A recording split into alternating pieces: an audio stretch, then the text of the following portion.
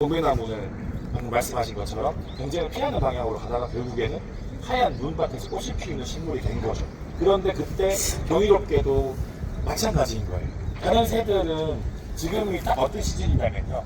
우리나라에서 봄에 우리나라에 와서 제비들처럼 주로 그런 것들을 우리가 여름철새라 부르는데, 봄에 우리나라에 와서 여름에 새끼를 키워서 가을에 다시 떠나는 친구들, 여름철새가 떠나는 시기고요.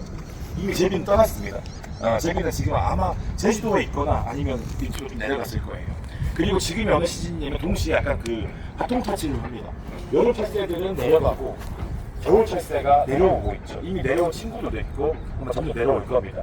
근데 이 시기 이 대부분 새들이 이렇게 이동하는 이유가 뭐냐면 환경이 바뀌기 때문에. 물론 뭐 참새나 비둘기처럼 텃새도 있죠. 여기서 사는 친구들도 있는데 대표적으로 여러분이 알고 계신 그 동박새는 사실 철새가 아니고 텃새입니다. 항상 있는데 이 친구들도 이제 체구가 작고 약하니까 막 경쟁력이 강한 건 아니거든요. 얘도 생각을 한 거죠. 우리가 봄, 여름에, 가을에 먹을 거 많은데 다른 새들과 경쟁도 가능하겠지만 겨울에 혹시 내가 먹을 수 있지 않을까? 라는 생각을 하다 보니 동백나무를 만나게 된 겁니다. 그래가지고 동박새도 겨울에 동백나무를 독점할 수 있게 됐고, 동백나무도 동박새라고 하는 이 나의 꽃가루를 전파시켜주는 네 계절을 독점하게 된 거죠. 그래서 그 친구의 이름도 이렇게 가져간 거고. 여튼 기본적으로 동백나무가 아주 유용한데, 첫 번째로는 얘가 낙엽수일까요? 상록수일까요? 상록수죠. 겨울에도 꽃을 피운다는 것 보더라도 이파리가 쫙쫙 뛰고 있습니다. 이게 어떤 의미냐면 마치 소나무처럼 봄, 여름, 가을, 겨울 가릴 것 없이 광합성을 한다는 것이에요. 광합성이라고 하는 거는 단순히 얘네들이 이파리를 만드는 게 아니에요. 우리 인간들을 포함해서 모든 생물들이 꼭 필요한 산소를 만들어주는 거죠. 그리고 공기 중에 있는 지금 굉장히 문제가 되고 있는 CO2, 이산화탄소를 먹는 거죠. 근데 이 친구가 무슨 역할을 한다는 거예요? 1년 내내 하루 종일 그 역할을 한다는 거죠. 물론 낙엽이 떨어집니다만 항상 이파리가 있기 때문에. 그래서 앞으로 대한민국에서 정말 중요하게 될 나무입니다.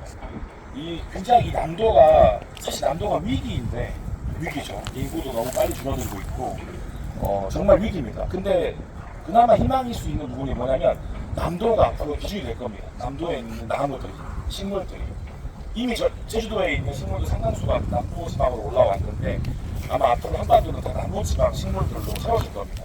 그 중에 하나가 동백나무가 될 거예요.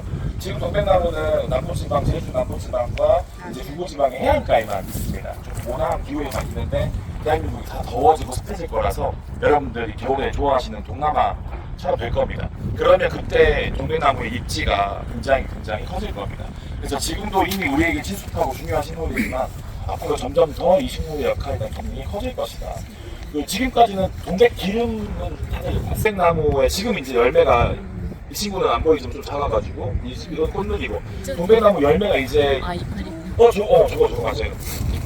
근데 이게 열매가 완전히 다 멀어지. 네, 이 안에 씨앗을 지금 보여주신 거죠. 이렇게 터지면서 열매 안에 씨앗이 들어가 있죠.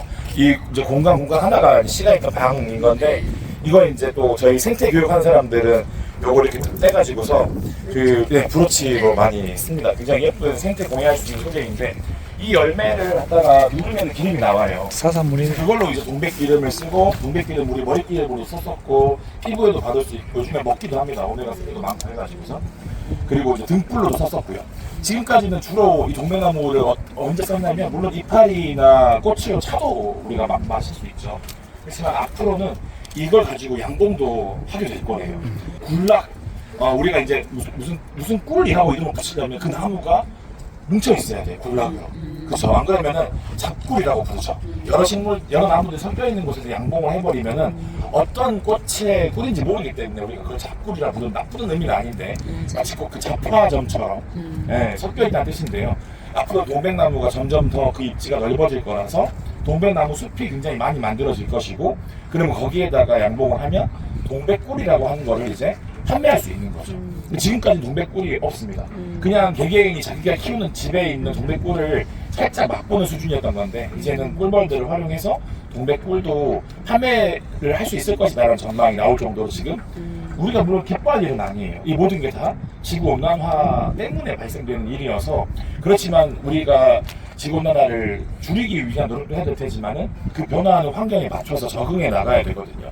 앞으로 우리나라에 남아있을 나무가 무엇이고 사라지게 될 나무가 무엇인지. 바로 제 뒤에 있는 이 친구는